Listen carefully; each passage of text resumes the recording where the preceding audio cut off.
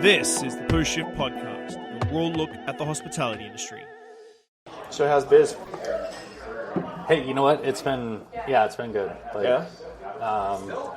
Obviously, at my best year so far. And Well, you're kind of the first of your kind, right? I am, yeah. Like, not so much like... There are other people, like, I'm trying to think of the guy's name, but he used to be like the general manager of like the whole liquor branch. Yep. And he branched off and did his own consulting company, but he does more like licensing. Mm-hmm. I don't focus on that at all. Actually, I defer it every time someone. Oh, really? Yeah, every time someone asks me, it's so much work, and it's I honestly just don't have the patience for it because I didn't even like it when I was working there. So yeah. Good morning, Post Shifters, and welcome to Post Shift number 17. Today we're talking about liquor licensing and diligent liquor management with Jay Blackwell. This is a really interesting one. It's a short episode compared to usual, but we really get down to the nitty-gritty about what Jay does and how he can help the licensees in Victoria and BC overall with diligent management and having due diligence when it comes to liquor licensing infractions and fines. So I hope you enjoy this episode. I really enjoyed listening to Jay explain what he really does. I'm going to have some information at the very end for you. He also repeats it. If you're watching the video, you'll see everything up in print. So I hope you enjoy this episode. Have a good week, guys. Bye. That's a good start. Well, how about you introduce yourself? Yeah. It does. I know it seems weird, but like No. I never have questions pre-planned. Okay. I sort of start like the who, what, where, why, how. Right. And 9 times out of 10, it leads away from any research I could have possibly done. Right. Or anything like that. And it's much more, people always like, I did Mike and Lee from the Drake. Like, so what questions are you going to ask? I'm like, Don't know. don't know yet. Yeah. And I'm doing an interview in Lisbon, for the Lisbon Bar Show with Nicola Risky from Macallan. And she's like, well, the communications department's reached out and said, like, what sort of questions are you going to ask about the whiskey? I'm like, none. Like, I'm interviewing you. You work for Macallan, yes, but it's not about the whiskey. Yeah. Like, you're a carnival person in Winnipeg. Yeah. Like, that's what I want to know about. Yeah. So, but yeah, introduce yourself. Jay Blackwell. I've basically my background is in regards to liquor. Anyways, I worked 10 years between the Alberta Gaming Liquor Commission and the British Columbia liquor board, and basically I walked away about 2 years ago, started my own business, and I specifically consult and specialize in due diligence. And That's the name of your company.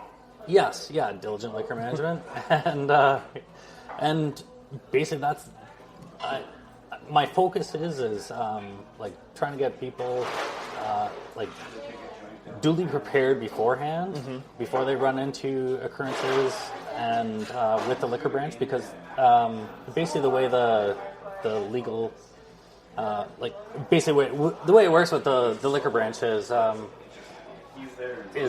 there's it's administrative law. Yeah. So you can basically like, I'm not a lawyer, but I can represent licensees, and then basically there's also like every licensee has the right to argue due diligence. And so through that, basically I take my expertise from the last 10 years working in 2 different provinces and doing this through a variety of different positions. And then I've combined that with obviously looking at like hearing decisions, and basically specialize in trying to set up a due diligence argument for each licensed establishment based on their license type. Huh. And why did you base yourself in Victoria? You know what? I'd originally moved here because I wanted another opportunity for my career with the liquor branch, actually, and it basically I hit a glass ceiling, and it didn't work out for me. And I actually had quite an interesting meeting with the general manager of the liquor branch, and he kind of said, you know what, maybe you need to move on and do something different. And so I took that to heart, and I did. You said about the old general manager does a lot of licensing stuff, which you divert. How does the liquor board feel about ex-employees then going and doing what you do and what he does? I'm sure that what he does is a little bit more favoured compared to what you do. Yeah, I definitely get... That's good. Perfect, thank you, sir. Thank you. I definitely get mixed reviews from the people that I... like past contacts that I've had, and some, you know what, like previous coworkers are great. They commend me for walking away and doing what I'm doing, and you know what, when we sit across from each other in hearings, it's you know what, like it's professional. It's professional, yeah. Exactly, and there's nothing personal about it at all. It is professional, and yeah, like from. In regards to the licensing thing, yeah, I just focus on the compliance enforcement side because that's what I used to do. That's what I know the best, and because there's a lot of tricky wordage. Like I've had a few people like Alex Snow from the Mint reach out to me. He's like, "Oh, can you come and like talk to us about the pros and cons and stuff?" And I think you went and saw him. Yeah. But you start really reading into it, and unless you like really understand the verbiage of it all and the vernacular, you quickly get lost in all of it. Like even the one that you posted the other day about the social media. Yeah. Like I'm reading, and I'm like, there's no point. Like there's no like it's listing everything, but there's no point to the actual end of the memo. Absolutely. Yeah. It's so open ended that you're like, okay, so are we allowed to keep posting stuff on social media? Or are we not? Or are we not? Yeah. Because like you read it, it's like, and this is from the advertisement branch, and this is from this, and this is from that, and then it doesn't get to a point at all about what's actually the black and white, like what are you supposed to do? Absolutely, yeah, and that's what I get from a lot of my clients, and they say the exact same thing, and they just want to know, and you know what, like having worked in government for the amount of time I have, basically I can decipher certain things, but even I still need like a little bit of context, and I'll reach out and I'll contact the policy department and say I have very direct pointed questions, and they'll respond to me in writing, and then that's great because I can actually take that to licensed establishments, to licensees, and say, actually, this is the intention of this new policy directive. And the policy guys aren't thinking about how a licensee is going to look at it. They're just like, I write policy. That's what I've done since I left university after doing a degree in such and such, and that's all I do is I write policy. I don't care how it's seen. I just write policy. Right. Yeah. The social media one that you posted the other day was interesting to say the least. Definitely got some traction for sure. Well, because I've had at Cafe Mexico, I had them come in and go, well, you do post a lot about liquor on the Instagram and the social media. I'm like, yeah, and I can tell you right now that my food sales are 72% and my bar sales are 28%, and I need people to drink more. And they're like, well, you can't really have that. I'm like, but I kind of need them to. My food sales are solid. I need to push more cocktail program and people to know about the cocktail program. They're like, just make sure you post a bit more about food. I'm like, okay, cool. No problems at all. Yeah. It's an interesting standard because in that situation, especially when it comes to social media advertising, they're deferring to a federal legislation, and it's a little more stringent. And I don't think the policy was originally developed to anticipate social media. It's quite old. Yeah, that makes sense. Yeah. And then it's really trying to put an advertising structure on social media posts from a bar or restaurant. Right. Lucky Bar taking a photo of like the crowd or doing a shot is probably not against policy for old school advertising from the 50s when the policy was written. Right. Yeah. So how many, I think I saw recently on your Facebook page you got like 15 clients right now, or you got more than that? I do have more than that. I haven't done a tally recently. Have you been popular since you set up shop? How long have you been let's start. How long have you been set up shop? Basically, it's been just over 2 years. Oh, wow. And it has been slow to get going because I feel like the last 6 months you're everywhere. I feel that as well, and that's great, and I'm really appreciating it. But I definitely have to say it was slow to get going because I'm selling due diligence. Like, how exciting is that? So right? intangible as well. Yeah, look at my Instagram page. It's terrible. Like, I get 9 likes. So, but it's definitely. Like, I'm getting traction lately, and it's great. Like, I ended up having 2 weeks ago 12 new clients signed on for due diligence packages, and that's fantastic. And I really do, like, I want to, and I really want to promote people getting ahead of the curve and like coming in before they get caught. But you know what? The vast majority of my clientele are people that have already been reactionary. Caught. Yeah. But sometimes there's so many grey areas. Sometimes it depends on the liquor inspector's personal subjectiveness of each certain rules. You're absolutely right. Certain things like get picked up. And last time that someone came in, no one said anything. The next time they come in, they say something. Yeah. It varies from like region to region as well. And that was always like a contention of mine when I worked for the liquor branch, because I didn't really feel that there was a clear application of how the program should work across the entire province.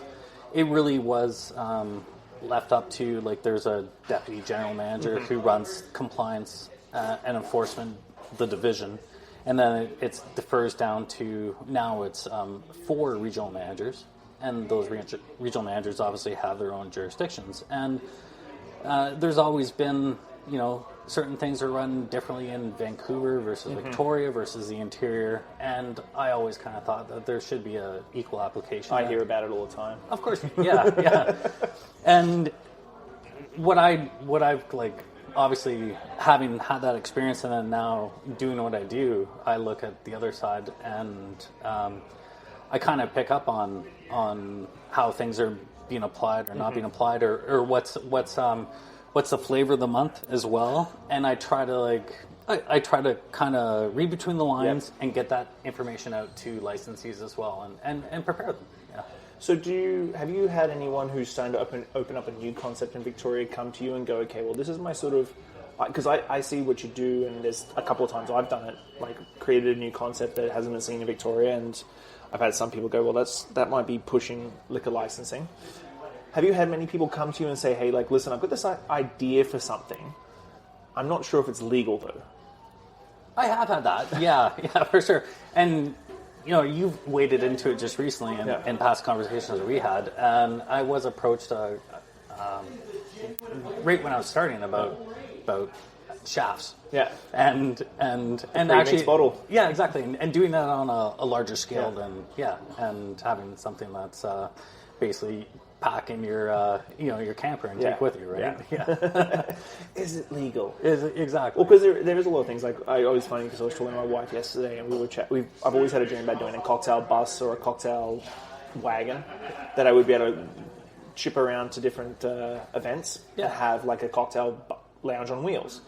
And I put it up on, I Got Your Back, or my personal Facebook. Everybody went mental. They're like, that's completely illegal, that won't fly, it rolls. Then I'm like, there's beer wagons out there, like rolling coolers with, you tap beer up and you go to a festival. Why can't you do it with cocktails? No, it wouldn't fly. And then my wife is like, man, I wish we could just do that. I'm like, well, luckily enough, I am talking to someone tomorrow that could probably answer these questions for me. You know what? And the great thing is, there actually has been, sometimes there's a lot of frustration with the liquor branch, but there has been a lot of progressiveness in recent years in regards to exactly like opening up and listening to people in the industry that are trying to like come up with different concepts, and they basically there was the liquor policy review a couple of years ago, and there was I think it was 77 recommendations, and they basically moved forward with those recommendations and changed the act and the regulations and basically the policy to allow for a lot of things. Bit by bit. Bit by bit, yeah, exactly. It's government, right? It's slow. Well, I think the thing is that I don't think any liquor inspector's out to get anybody, and infractions happen. And I think on the other side is that you're not some cowboy riding in to get everybody out of everything, but you're sort of finding a happy middle spot where the licensee, you're in the middle. Licensees on one side, like licensees going, why can't I do this? Liquor board says you can't, and you're in the middle going, well, this is why you can't, or this is why you can, but you've got to do it this way. Yeah. Yeah, exactly. or I try to bring forth an idea. You know what? I have a varied array of clients that, some of them don't want anything to do with liquor board, and they'll literally like we're speaking, but like physically we'll say like, oh, I'm gonna pick you, Jay, by the shoulders and put you in front, like between me and the liquor inspector, and you can talk to them. And then there's other people that are like, let's get dialogue going, let's talk about it, like what where are we and what can we do, and what's the best way to move forward. And I think there's enough of an avenue for me to actually have those open conversations, and I'm happy to do that on behalf of licensees, but also like with the liquor branch as well. Yeah. What did you do before all of this? I always like to ask this question because 9 times out of 10, like I was saying to Mike and Lee the other day, is like not the Drake. I interviewed David Kokomo, the Canadian whiskey guy. Yeah. And in all the interviews and all the years, nobody's ever asked him what he did before he became the Canadian whiskey guy. So what did you do before you became the licensing guy? It's a funny thing. I completely opposite of what I was doing, and I was out playing in the woods basically. I was a conservation officer. Oh wow! Originally a park warden, and then I was an assistant park superintendent, and then I ended off being a conservation officer. And I bought a house and got a mortgage, and my wife at the time said, you can't play out in the parks anymore, and you need to get a real job. So you went from wrangling a certain side of animals to a different style of animals. Yeah, exactly. Yeah. And someone said to me at the time, I was out in Calgary, and they said, you should apply to be a liquor inspector. And I had no idea that was actually a real job. And I thought, why not? So I did. Wow. Yeah. And I did that for 3 years in Calgary, and then I transitioned out to BC. So, when's the best time for someone to reach out to you when it comes to, obviously the liquor infractions are given out every day, but is it the very next day when it happens to reach out to you and see what the hell is their course of action? Yeah, definitely. It's excellent if I hear right away, because I can speak to licensees and their staff and say, you know what was the situation? It's fresh in your mind, and we should document that, because if it is going to go to a hearing, or there's going to be enforcement action, then it's best to address it right away while it's fresh in your mind. So that's ideal. Sometimes it doesn't happen. The branch sends out what's called a compliant or a contravention notice, and then they follow up with a notice of enforcement action, and that kind of lays out what they are. And that can happen over it's not quick. No, it isn't quick. Sometimes it's over a month. Yeah, and you think that everything's fine, then all of a sudden it's slap. That's right. Yeah, because they leave and they don't say anything they're going to give you anything, and then all of a sudden you get something in the mail. You're like, oh crap. Yeah, exactly. You're absolutely right, because sometimes there's going to be different types of inspections where they're overt or covert, and where they are overt, they're you know your inspector. They walk into the establishment and they say, "Hey, how you doing?" And they address maybe a concern or two, and they may even issue a contravention notice at the time. Covert inspections, where they'll like you said, you don't know until all of a sudden you get something in the mail saying, "Hey, we were in here. We had someone working undercover, and this is what we saw." So, yeah, wow. These are the tools that they have. And you know what? They will. And we sign licensing papers when we get liquor licenses, and we sign a certain amount of rights over to the liquor inspection branch to police. Yeah. Liquor. Yeah. And you know what? my opinion on, like you said, policing or whatever, I've always looked at it as being the government should be above reproach when it comes to doing that kind of stuff. So if they're alleging something, it should be alleged and should be backed up with factual documentation, evidence, and they should bring forward that, and then you obviously have, as a licensee, have a right to contest that. You know, if you or you can say, you know what, you're right. You know, maybe my staff made a mistake on that evening, and we're gonna, like, we need to maybe sign a waiver. Yeah. The other side of it is as well is if you were duly diligent as a licensee, you did everything you could to train your staff, and you have policies and procedures in place, and your staff are aware of those policies and procedures, and they were trained on that, and they've signed off on that training, and they're like frequently updated in regards to that, then you as a licensee have the right to argue due diligence and say, you know what, in that situation, yes, you know what, the contravention did take place, but I did everything I could, and I'm going to contest this based on due diligence. That's fair. So how about you tell everybody where to find you, except for Saturday days at Cenote? Yeah, exactly. You've got like a whole like diner lawyer sort of come to me with your problems sort of feel, like it's very Hollywood, like just come and see me at Cenote Saturday between 1 and 5. It was something that I kind of threw out there. I thought I'd try new this year, and you know, like Cenote was. You know, the guys here are fantastic. They've really supported me. Yeah. They were one of my first clients, and yeah, beyond my Saturdays at Cenote from 2 to 4. Yeah, I basically, you can reach me by phone, like 250-213-3911, and by email it's just jblackwell at it's DLM, so Diligent Liquor Management BC.ca, so DLMBC.ca. I'm going to put that up on the handles and everywhere, and so if you've got any issues with the liquor inspectors right now, or you want answers to questions, I will give the information so you can reach out to Jay and get this sorted out, because I don't think there's anybody else out there that's doing this, and I don't really care how much it costs, because if it gets you out of trouble and makes you better for the future, then it's the best way to be.